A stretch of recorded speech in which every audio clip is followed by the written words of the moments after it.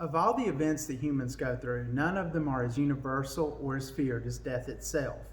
It's something that we all understand that we will have happen to us and to our loved ones, and yet it's something that we never want to speak about or even confront. From the earliest of times, farther back than even the Chinese with their terracotta army buried with the emperor, or even the Bible itself, humans have been using funerals and burials as ways to deal with the loss of a loved one. We see this in the finding of graves of cavemen and Cro-Magnon man and such, where you're buried with pottery, weapons, things like that they may need in the afterlife. A unique situation happened recently in 2020 with the sudden pandemic of COVID-19 and the deaths related to it. In an article from WebMD by Christine Lehmann in April of 2020, she looks at some of the hot spots of COVID-19 in the U.S. and how the death process in terms of grieving and in the funeral business were impacted by COVID-19. Now, you have to understand that fall of 2019 was when the COVID-19 was first identified. And here we are in this article, April of 2020, talking about how it impacted the funeral business already. So this is a very fast-acting thing. This is not something that we had time to plan for. And one of the issues that happened is that there were hot spots, places that were hit especially hard by the pandemic itself. These hot spots included the New York City metro area, including New Jersey, New York City, and Boston, Detroit in Michigan, the state of Washington had a hot spot, and so did Louisiana. Now, each of them had their own issues that came up, one of them being that as people died, they were alone. Families could no longer be with their loved ones as they passed away. This was especially traumatic and created a different dynamic in the grief process because they didn't feel like they had an opportunity to say goodbye. Then that pushes more pressure onto the funeral itself as a means to grieve, a means to give closure. Well, in those hot spots, the funeral homes were overwhelmed. It would take hours and hours to get someone to remove bodies. The funeral homes would have to schedule weeks ahead of time. Crematories were going 24 hours a day, and they still could not keep up. So not only did you not get to say goodbye to your loved one when they died, then you're having to wait an extended period of time to have a funeral. On top of that, the funerals themselves could not be held in a traditional manner. You lost the ability to have the large funeral. You lost the ability to have public viewings in some cases.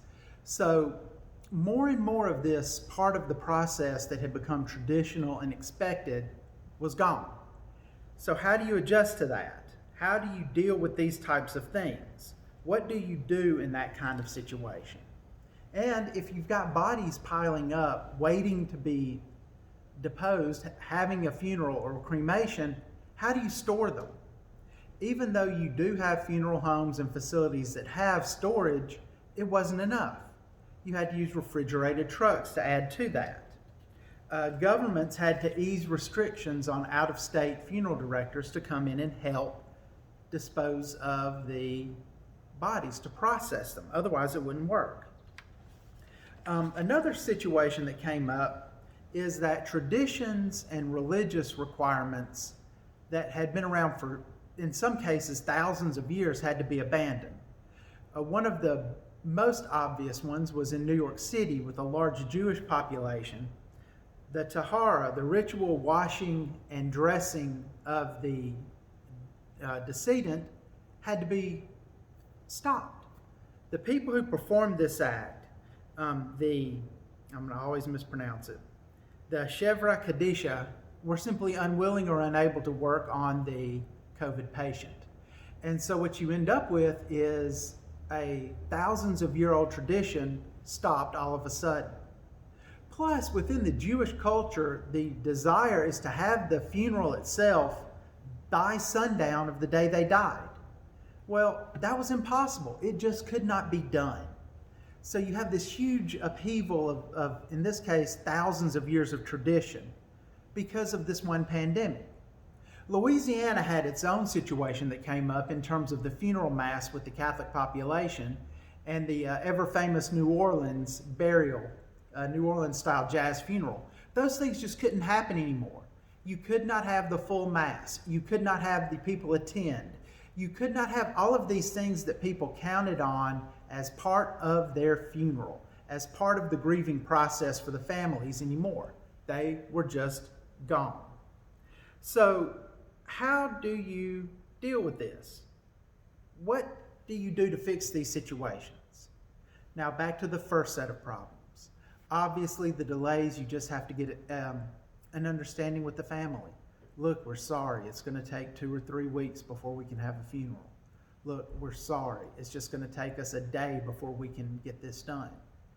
And people understood. They didn't necessarily like it, but they understood what was going on in the news. But what about the things with the actual ritual itself? What could be done to have a funeral so that these people could have the grieving process begin or end so they could say goodbye and have closure? Well, one thing that is discussed by Lehmann in this paper is the revival of the home funeral.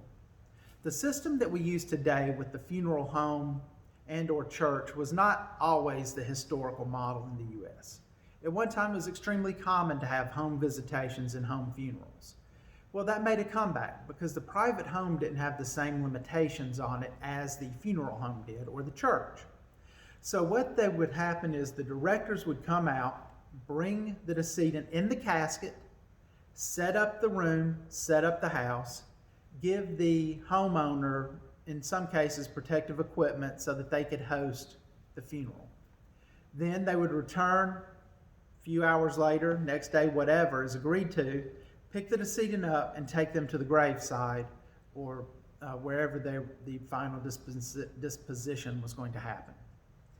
This eased some of the strain on the funeral homes to get things done, and it created an avenue.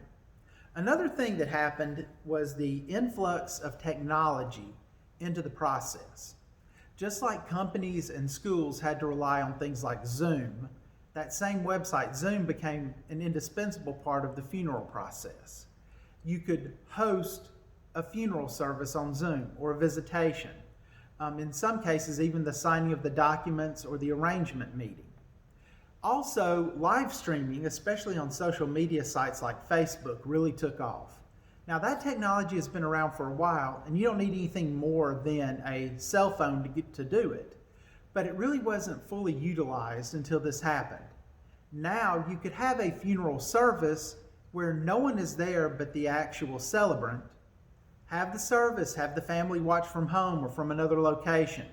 They get the closure. They get the feeling of having the funeral.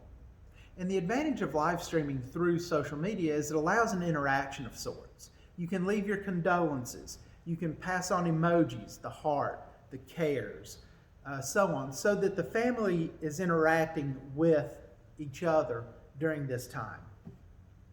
So you had a lot of upheavals, distinct upheavals, especially in these hot zones because of the COVID-19 pandemic. And it took understanding, it took patience, it took outside of the box thinking for the funeral industry to get through this and to help the loved ones have the grieving process, help the loved ones have the closure that they needed. In the end, you're going to see a lot of these things moving forward, even as the restrictions are lifted. Live streaming is not going away. Video conferences are not going to go away.